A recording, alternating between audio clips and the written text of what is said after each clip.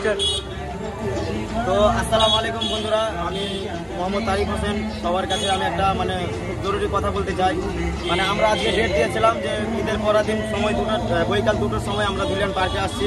বাঙালি ভাই কথাটা বলেছিল, তো আমরা বন্ধু বান্ধব সবাই মিলে একসঙ্গে এসেছিলাম। বাট রাস্তাতে কিছু প্রবলেমের জন্য আমাদের বাঙালি ভাইকে গ্রেফতার করা হয়েছিল। টাকা অবশ্যই ছেড়ে দিয়েছে, কিন্তু বাঙালি ভাই এখন আর আসতে পারলো না। আজকে ডেটটা চেঞ্জ করে অন্যদিন আসে বলেছে। তো এই ভিডিওটা বেশি করে তোমরা শেয়ার করে দাও যে আজকে বাঙালি ভাই পার্কে আসতে পারলো না, আমাদেরকে জানিয়েছে, লাইভে এসে বলেছে।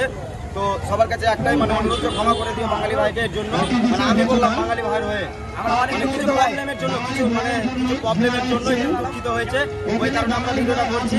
তো সবাই ক্ষমা করে দিও। আর আজকের পর্যন্ত ভিডিওটা, তো তোমরা যারা এসছো অবশ্যই চিকেন পার্কে ঘুরো, কোনো অসুবিধা নেই। বাঙালি ভাই দ্বিতীয় দিন আসবে, আবার সিস্টেম হ্যান্ড করবে।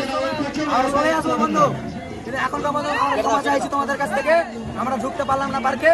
তো ভিডিওটা যত তোমরা ভালোবাসা মানুষগুলো আছো, একটা শেয়ার মারো, যেটা ভালোবাসা মানুষগুলো সবাই যেন দেখতে পাই। তো গাইস অবশ্যই ভিডিওটা শেয়ার করে দাও।